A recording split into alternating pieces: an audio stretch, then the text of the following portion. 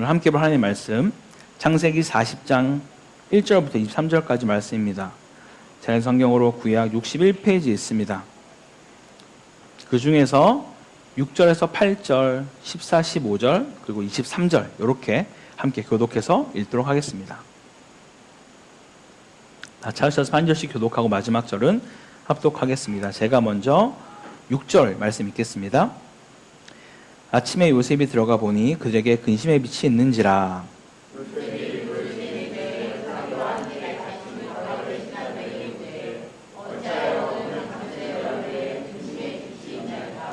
그들이 그에게 이르되 우리가 꿈을 꾸었으나 이를 해석할 자가 없도다. 요셉이 그들에게 이르되 해석은 하나님께 있지 아니하나이까. 청하건대 내게 이르소서.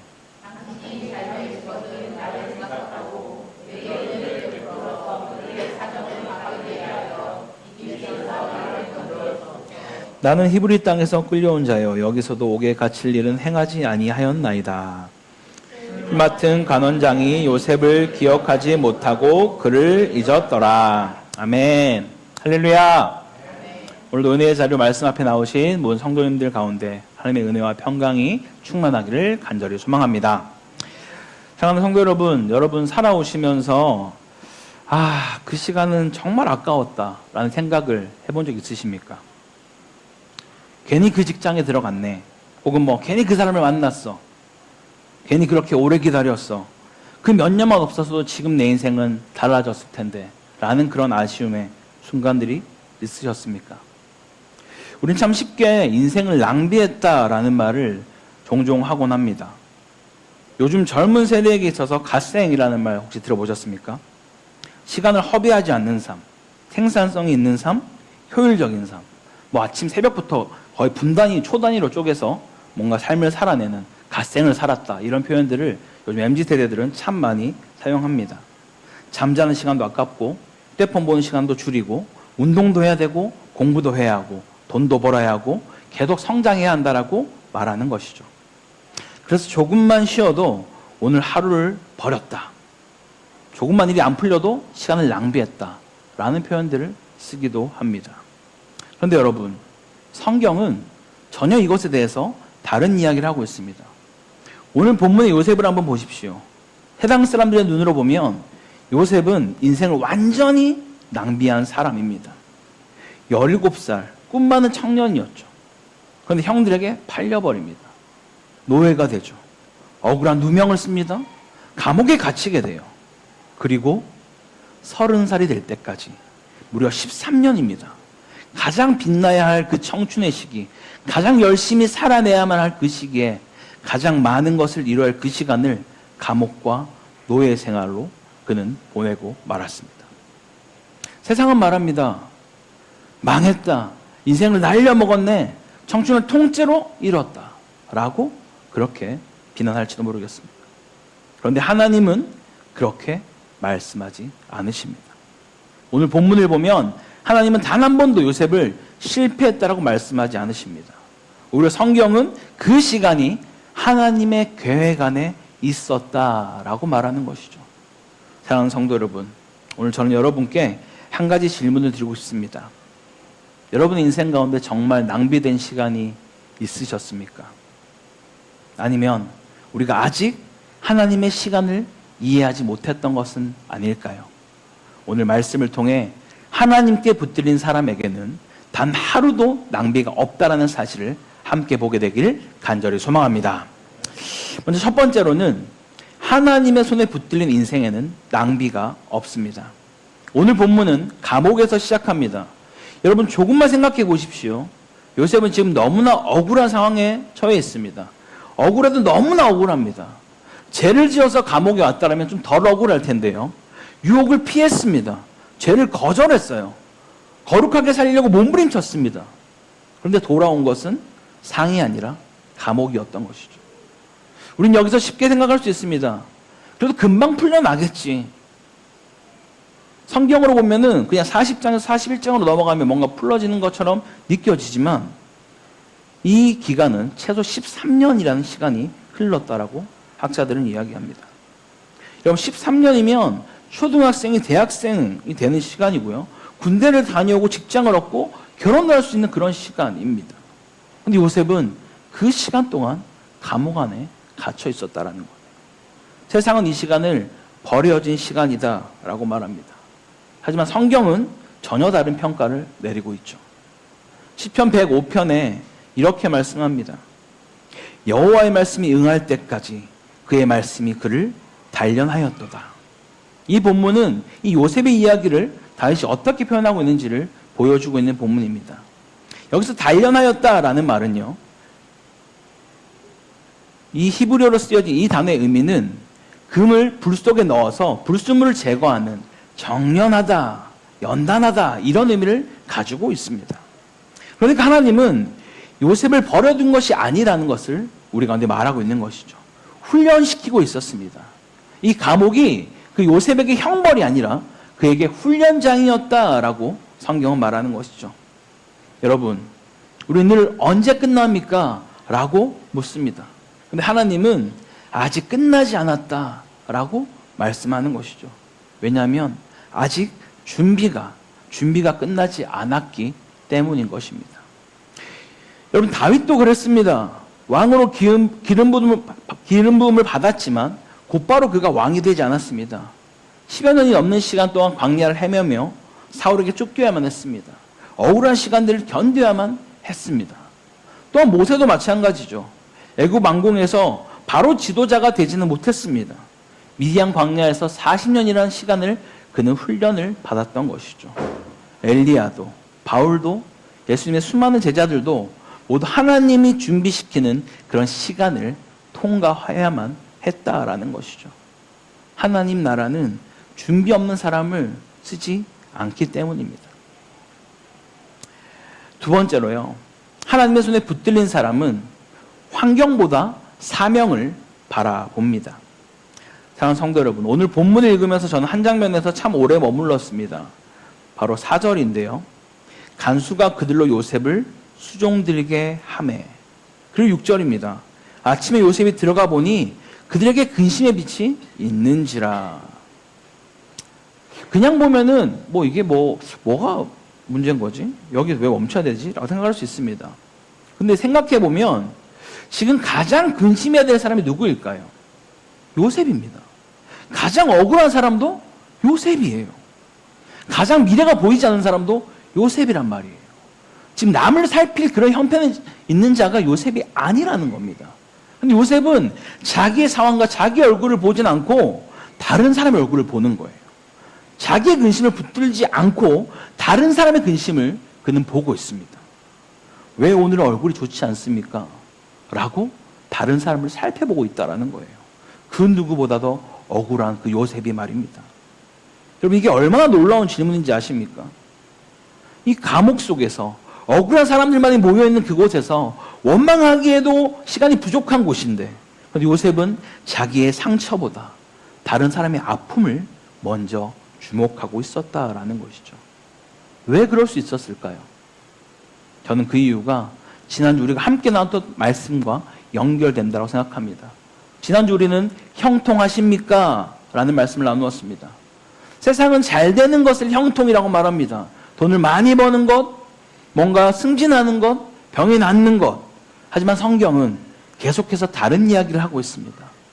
여호와께서 그와 함께 하심으로. 이것이 바로 성경이 말하는 형통인 것이죠. 형통은 환경이 아니라 동행입니다. 여러분 생각해 보십시오. 하나님이 나와 함께 하신다는 것이 왜 형통입니까? 이번 금요일, 토요일 1박 2일 동안 저는 중고등부 아이들과 수련을 했습니다. 우리는 시편 139편을 아이들과 함께 묵상을 했는데요. 거기 이런 말씀이 나옵니다. 여호와여 주께서 나를 살펴보셨으므로 나를 아시나이다. 주님이 우리를 살펴보시는데 그냥 흙이 보시는 게 아니라 정말 강산 깊은 곳에서 뭔가를 캐낼 정도의 정말 세밀하게 우리를 살펴보고 있다라는 표현을 성경은 말하고 있습니다. 이 말씀을 나눌 때 저도 다시 한번 큰 은혜가 되는 시간이었습니다. 하나님은요, 내가 앉는 것도 일어서는 것도 다 안다고 하십니다. 내 생각도 물론이고 내 말도 내가 혀에 그 말이 나가기 전부터 왜 그 말을 하려고 하는지, 내가 얼마나 힘이 드는지, 왜 낙심하는지 왜 눈물을 흘리고 있는지, 왜 화가 나는지까지도 주님은 다 알고 계신다라고 말씀하는 겁니다. 근데 더 놀라운 말씀이 이어집니다. 내가 하늘에 올라갈지라도 거기에 계시며 스올에 내 자리를 펼지라도 거기에 계시나이다. 또 말씀하죠. 내가 새벽 날개를 치며 바다 끝에 가서 거주할지라도 거기에서 주의 손이 나를 인도하시며 주의 오른손이 나를 붙드시리다. 여러분, 이 말씀이 얼마나 놀라운 말씀인지 아십니까? 하나님은 내가 뭔가 잘하거나 내가 주님께 합당하게 칭찬받을 때 내가 너와 함께 있을게라고 말하지 않는 거예요. 내가 성공하면 내가 네 옆에 있을게라고 말하는 것이 아니라는 겁니다. 하늘 끝에 가도, 땅 끝에 저 밑에 수월까지 내려가도 도무지 하나님 앞에 설 수 없을 것 같은 그런 비참한 모습 가운데 있다 할지라도 내가 너와 함께하며 나의 오른손이 너를 붙들겠다 라고 말씀하는 것이죠. 그래서 그런 주님과 함께하는 것이 성경은 형통하다라고 말하는 것입니다. 그런 것을 믿는 이 요셉이 감옥 안에서도 무너지지 않을 수 있었던 거예요. 환경이 아니라 그 하나님을 붙들고 있었기 때문입니다. 그리고 저는 여기서 한 가지 더 보게 됩니다. 요셉은 근심하는 두 사람을 향해서 이런 고백을 합니다. 해석은 하나님께 있지 아니하나이까. 이 상황도 그냥 보면은 저렇게 말을 하는구나 라고 생각할 수 있지만 지금 이 억울한 상황 가운데 여전히 그는 하나님께 의지하는 고백을 하고 있다는 거예요. 정말로 담대하게 이 꿈의 해석은 나에게 있는 것이 아니라 하나님께 있습니다 라고 고백하는 것이죠. 지금 그 인생이 더 꼬인 사람은 분명히 요셉입니다. 술 맡은 간원장이 떡 맡은 간원장이 아니라는 거예요. 그런데 요셉은 자기의 처지를 말하지 않습니다. 하나님을 말하고 있습니다. 이것이 바로 요셉이 보여주는 믿음인 것이죠. 믿음은 어떤 상황이 좋아서 하나님을 말하는 것이 아닙니다. 내 상황이 때로는 최악일지라도 하나님을 말할 수 있는 것이 바로 믿음이다라는 것이죠. 저는 이 모습이 참 부러웠습니다. 우리 같으면 하나님이 어디 계시냐, 내가 지금 어떤 상황에 여기 들어왔는지 아느냐라고 내 신세를 한탄했을 것 같습니다. 그런데 요셉은 이 모든 해석은 하나님께 있습니다 라고 먼저 말하는 것이죠. 그의 시선은 감옥이 아니라 하나님께 가 있었다라는 것입니다. 사랑하는 성도 여러분, 하나님은 우리도 이러한 훈련을 동일하게 시켜가고 있습니다. 저의 삶을 돌아봐도 그렇습니다. 저는 선교사가 되려면 신학교를 마치고 또 훈련을 받고 언어를 배우고 선교단체를 통해서 그렇게 나가는 줄 알았습니다. 그런 마음으로 저는 신대원을 갔거든요. 원래 저는 학부가 신학과가 아닙니다. 그런데 하나님은 전혀 제 생각과 다르게 일하셨습니다. 단임 목회를 통하여서 선교지로 보내신 것이죠. 한국에서 부교육자로 사역하면서 정말 이해되지 않았던 수많은 일들이 참 많았습니다. 너무나 힘이 들었고 억울한 일도 있었습니다. 솔직히 그때는 왜 하나님이 나를 이곳에 보내셨을까? 그런 생각을 종종 하기도 했습니다. 그런데 이곳 코타키나발루에 와보니 깜짝 놀랄 수밖에 없었습니다. 불과 온 지 제가 4년밖에 되지 않았지만 그때 배웠던 것들 하나하나가 단 하나도 땅에 떨어지는 것 없이 주님이 다 사용하는 것을 보았기 때문입니다. 사람을 이해하는 법, 기다리는 법, 참는 법, 상처 입은 사람을 품는 법, 교회를 바라보는 법.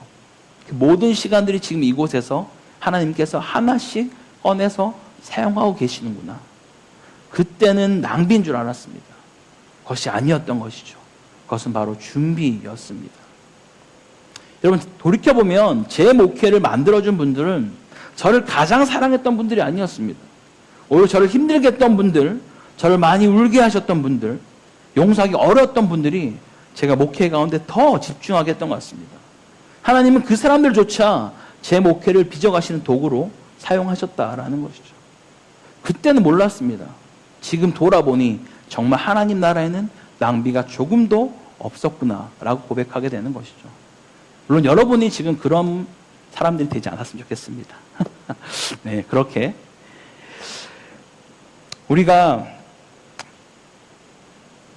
지금 이 시간 가운데 혹 여러분도 이 요셉처럼 감옥과 같은 시간을 보내고 있진 않으십니까? 도대체 왜 이 시간이 나에게 필요한지 모르는 그런 상황 가운데 빠져있는 분 없으십니까? 기도해도 응답이 없습니까? 아무리 열심히 살아도 억울한 일만 생기고 있습니까? 여러분 기억하십시오. 하나님께 붙들린 사람은 환경에 묶여있는 사람이 아닙니다. 사명에 붙들려 있는 자입니다. 그리고 하나님은 우리를 쓰시기 전에 반드시 준비시키고 있다라는 그 사실을 여러분 기억하십시오. 감옥은 끝이 아니라 하나님의 학교라는 사실을 믿으시기 바랍니다. 마지막 세 번째로요. 사람은 있더라도 하나님은 결코 잊지 않으십니다. 사랑하는 성도 여러분, 오늘 본문의 마지막은 참 허무하게 끝이 납니다. 술 맡은 간원장은 정확히 사흘 만에 복직하게 됩니다. 요셉의 해석은 단 하나도 틀리지 않았어요. 마지막 절 여러분 함께 보겠습니다. 마지막 절 한번 볼까요? 시작. 술 맡은 관원장은 요셉을 기억하지 못하고 그를 잊었더라. 이 한 절 때문에 참 마음이 먹먹해집니다. 여러분, 우리 이 장면을 너무 쉽게 그냥 읽고 지나갈 수 있어요. 요셉은 아마 결코 그러지 못할 겁니다. 얼마나 기다렸겠습니까? 오늘은 부르겠지. 내일은 누가 오지 않을까? 저 사람인가? 나를 부르러 왔나? 며칠이면 나갈 수 있지 않을까? 그런 마음으로 하루를 기다리고 이틀 기다리고 한 달을 기다리고 1년을 기다리고 결국 2년이라는 시간이 흐르게 되는 것이죠. 그리고 성경은 담담하게 잊었더라 라는 말로 끝내버립니다. 그런데 원어를 보면 단순히 기억이 안 났다라는 의미가 아닙니다. 잊었다라는 말은 의도적으로 외면했다, 모른 척했다라는 의미가 더 강하다라는 것이죠. 사람이 그렇습니다. 급할 때는 평생 은혜 잊지 않겠습니다 라는 말을 우리는 그렇게 쉽게 말을 합니다. 그런데 살만해지면요 잊어버립니다. 아니, 잊는 것이 아니라 외면을 할지도 모르겠습니다. 우린 정말 그런 사람들인 것이죠. 저는 여기서 참 위로를 받습니다. 사람은 우리의 어떤 것들을 잊기도 하지만 그러나 하나님은 결코 잊지 않으신다라는 것이죠. 오늘 본문은 사람이 요셉을 잊었다라고 끝이 나지만 41장을 펼치면 갑자기 이렇게 시작합니다. 만 2년 후에. 참 재밌습니다. 성경은 이 2년이 허무하게 흘렀다라고 말하지 않는 거예요. 그냥 만 2년 후에 하나님의 시간으로는 단 하루도 헛되게 지나가지 않았다라고 말씀하는 것이죠. 우리는 잊혀진 2년이라고 부르지만 하나님은 준비된 2년이라고 말씀하고 있습니다. 여러분 시편 105편에 이 시간 이렇게 설명합니다. 아까 봤던 말씀 다시 한번 보면 우리 함께 같이 읽어볼까요? 시작. 여호와의 말씀이 응할 때까지 그의 말씀이 그를 단련하였도다. 아멘. 얼마나 놀라운 일입니까? 감옥이 형벌이 아니었다라는 것이죠. 훈련장이었고 하나님의 말씀이 이루어질 때까지 그 요셉을 다듬고 계셨다라는 것입니다. 여러분 금을 만들 때도 불을 통과합니다. 다이아몬드도 깊은 압력을 통과해야 된다라고 합니다. 하나님의 사람도 그렇게 하나님은 우리를 빚어가신다라는 것이죠. 한번 생각해 보십시오. 만약 술 맡은 간원장이 바로 다음 날 요셉을 기억했다면 어떻게 되었을까요? 아마 감옥은 나왔겠지만 총리는 되지 못했을 것입니다. 왜냐하면 많은 학자들이 당시 애굽의 정치 상황이 매우 혼란했었다라고 이야기를 해요. 왕조가 바뀌고 숙청이 반복되고 권력 다툼이 심했습니다. 만약 그 시기에 요셉이 감옥을 나왔다라면 오히려 더 위험했을지도 모른다라는 것이죠. 하나님은 그를 가둬놓으신 것이 아니라 그를 보호하셨다라는 것입니다. 우리는 내 문이 닫혔다고 생각했는데 하나님은 울타리를 세우고 계셨다라는 거예요. 우리는 왜 안 열리냐라고 불평했는데 하나님은 아직은 아니다라고 말씀하며 우리를 붙들고 계셨다라는 것입니다. 그럼 우리도 그렇지 않습니까? 왜 취직이 안 되는지, 왜 결혼이 늦어지는지, 왜 사업이 안 되는지, 왜 병이 낫지 않는지, 왜 기도 응답이 없는지 우리는 지금만을 바라볼 때가 참 많습니다. 하지만 하나님은 그 끝을 바라보고 있다라는 것이죠. 우리는 한 장을 바라보고 있지만 하나님은 이 책 전체를 바라보고 있다라는 것입니다. 그러니 우리 생각과 하나님의 생각이 다를 수밖에 없다라는 거예요. 사랑하는 콘탁트하바로 하나님께 성도 여러분, 오늘 설교 제목을 다시 한번 떠올려 보십시오. 낭비하고 계십니까?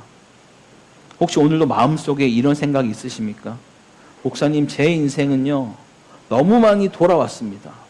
잃어버린 시간이 너무나 많은 것 같아요. 그때가 너무나 안타깝습니다. 왜 하나님은 저를 이렇게 오랜 시간 기다리게 하시는 걸까요? 오늘 하나님께서 요셉을 통해 우리에게 말씀하십니다. 아니다. 내 손에 붙들린 인생에는 조금도 낭비가 없다 라고 말씀하십니다. 형들에게 팔린 그 13년의 시간도 낭비가 아니었습니다. 보디발의 집도 낭비가 아니었습니다. 감옥도 낭비가 아니었습니다. 사람에게 잊혀진 그 2년의 시간도 결코 낭비가 아니었다라고 말씀하십니다. 그 모든 시간을 통해 하나님은 한 사람의 애굽의 총리로, 그리고 한 민족을 살릴 사람으로 준비시키고 계셨다라는 것이죠. 사랑하는 성도 여러분, 우리의 눈에는 실패처럼 보이는 그런 시간이 있습니다. 멈춘 것 같이 느껴질 때가 있습니다. 아무 일도 일어나지 않는 것처럼 여겨지는 시간들이 있다라는 거예요. 그러나 하나님의 손 안에서는 단 한순간도 헛되이 흘러가는 시간이 없음을 믿으시기 바랍니다. 사람은 우리를 잊을 수 있습니다. 세상은 우리를 외면할 수도 있습니다. 심지어 우리 자신조차도 내 인생은 실패했다고 생각할 수 있습니다. 그러나 하나님은 단 한 번도 우리를 잊으신 적이 없습니다.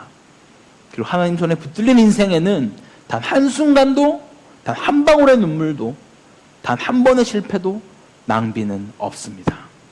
그러면 이번 한 주 눈에 보이는 현실보다 나를 붙드시는 하나님의 손을 더욱 신뢰하며 그분의 때를 기다리는 믿음으로 살아가는 우리 모두가 되기를 주의 이름으로 간절히 축원합니다.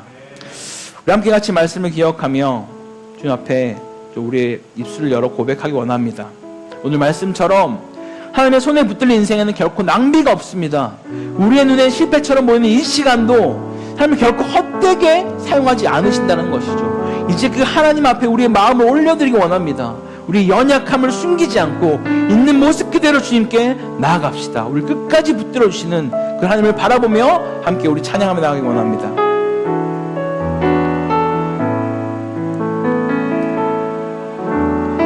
주여, 우린 연약합니다. 우린 오늘을 힘겨워합니다. 주 뜻 이루며 살기에 부족합니다. 우린 연약합니다. 주여, 우린 넘어집니다. 주여, 우린 넘어집니다. 오늘 하루 또 실수합니다.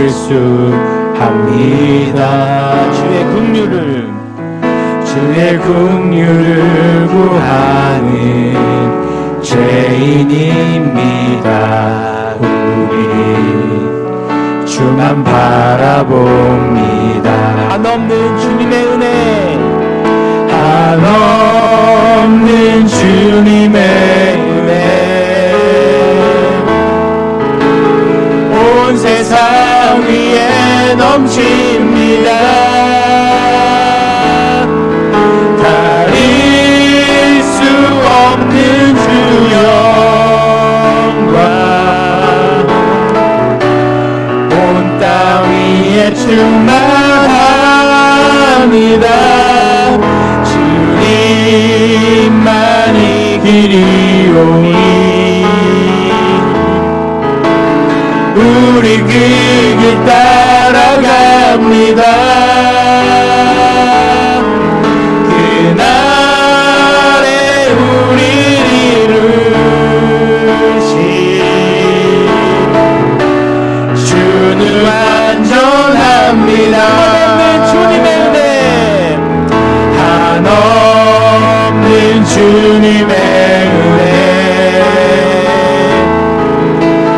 온 세상 위에 넘칩니다.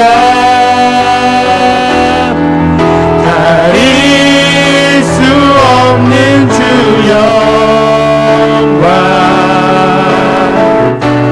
온 땅 위에 충만합니다.